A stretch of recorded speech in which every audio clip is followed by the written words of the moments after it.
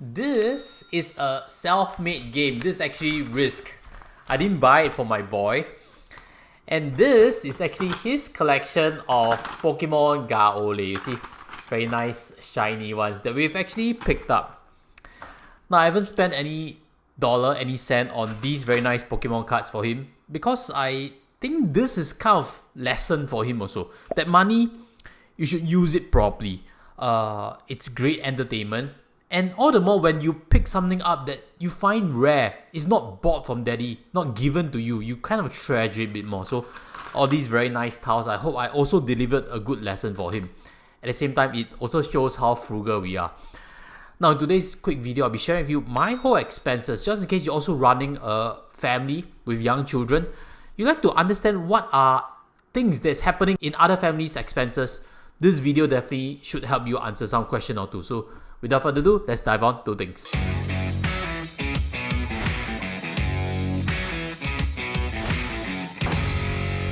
Hi guys, welcome back.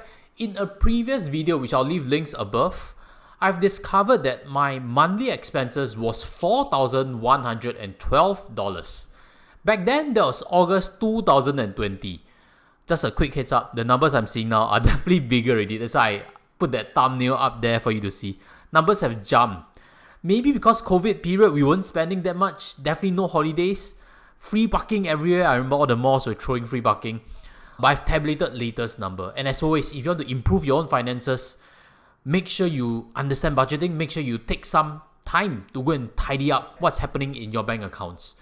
More importantly, for today's sharing, I have new breakdowns on how we're going to dissect these numbers. So hopefully you benefit, and let's get on to things. The first is actually my car. My 5-year-old plus car, fully paid, no loans. Previously, I accounted only $600 for it. Now, if you have a car loan, you do know that you're spending a lot more in terms of your car. I fully paid it off. I do advocate for anyone that's buying a car to fully pay off also because car loans are expensive. They go with a simple interest, and if you break the car loan, you do get penalties. So if you're keen to find a bit more, I have a previous tutorial on car, which I'll explain more in this video done previously. Now, petrol costs have definitely gone up. If you're a driver, you already know that. No need for me to say. So let me share with you what I'm spending. This is actually on Esso's app. So right now, Esso is an app for all its discount vouchers. And please do not go paying cash. I have a friend who runs a hawker business and he pays by cash because he doesn't have a credit card. Very, very not worth it. You're missing out on credit card discounts. You're missing out on free vouchers. So never do that, especially if you're self-employed and you can't get access to credit card. Find a way to handle that. From this, I can accurately show how much I'm consuming in terms of petrol. And this captures 2 months worth. So on average, it's about 150 liters per month. If we use an assumption of about $2.70 net after discount costs of 1 liter of petrol, there should be about $400 per month spent on petrol itself. Now this is one that's definitely gone up. Then what about the other expenses of owning a car? Road tax, insurance, fines, repairs, and parking costs. Now let's touch on repairs first. This is a bill that I've paid to Mazda. This is for 3 servicing. As you can see over here, it's a lump sum of 1,600 plus. So all these are ad hoc big costs. Then I also realized that in terms of parking charges, it has stepped up quite a bit since 2020. Back then, as I mentioned, there are a lot of free parking opportunities, correct? Malls were trying to attract people to do takeaways.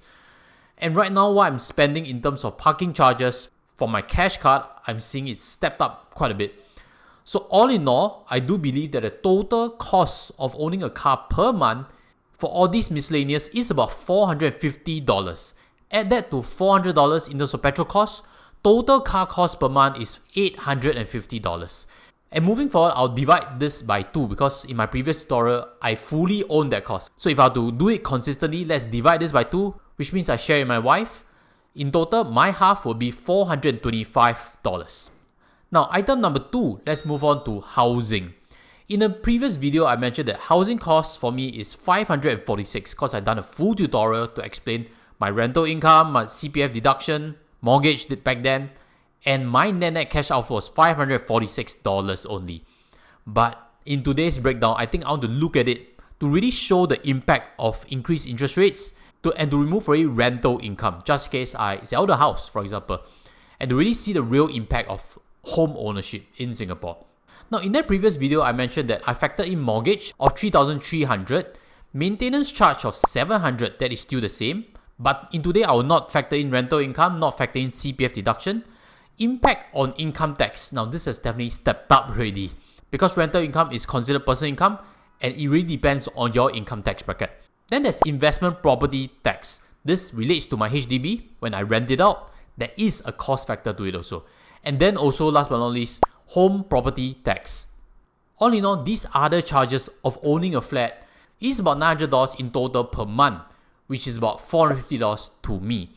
Now, why is it that much? That's because my conservancy charge is $700, which means if you stay in the old condo, naturally the conservancy will increase because they need sinking fund costs and stuff.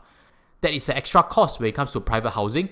In HDBs, when they need money for painting and leaf repair, it's all not in the books. So for staying in a HDB flat, the ongoing cost is definitely much lower.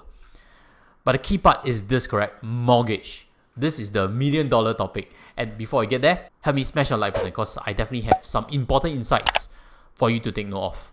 In the previous video, I talked about this concept called a term loan. If you stay in a private property, you can actually possibly take a term loan. Of course, double check with a mortgage broker whether you qualify for it or not.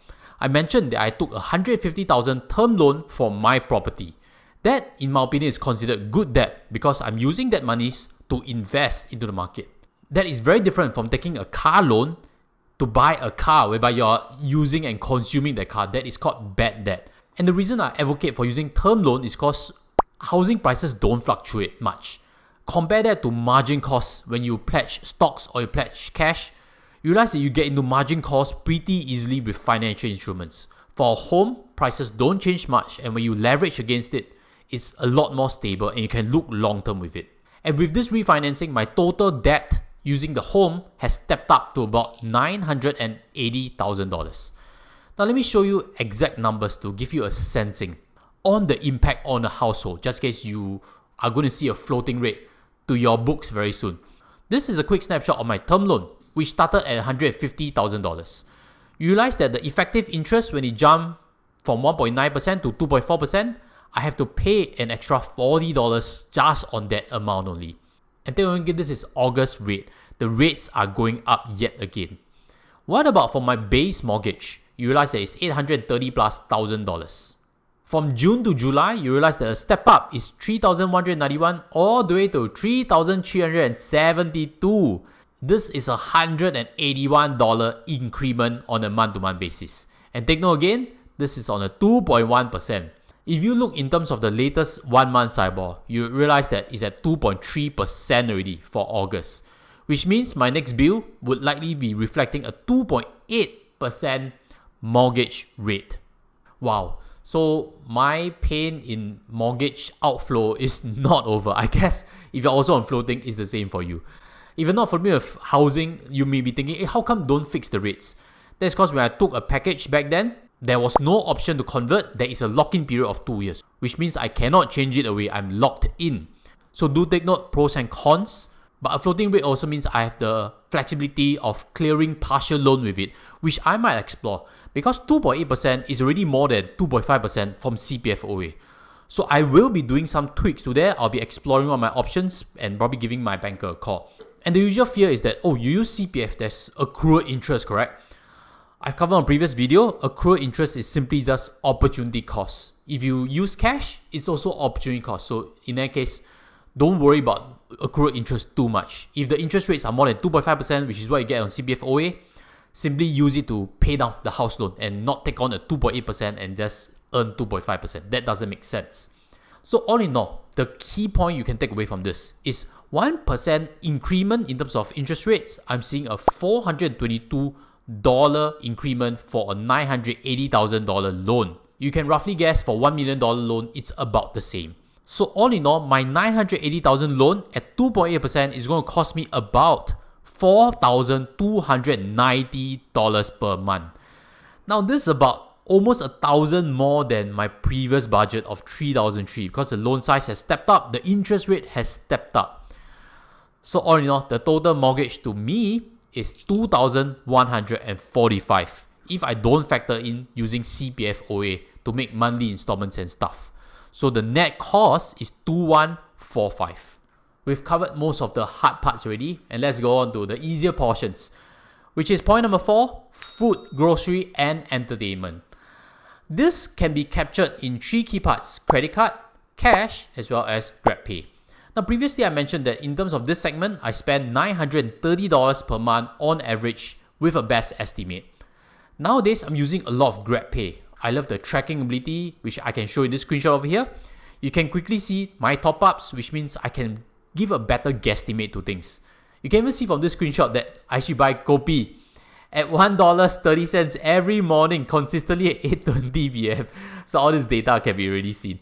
So I advocate being frugal. I don't go Starbucks. I just buy a kopi at $1.30 from my favorite Kimli store.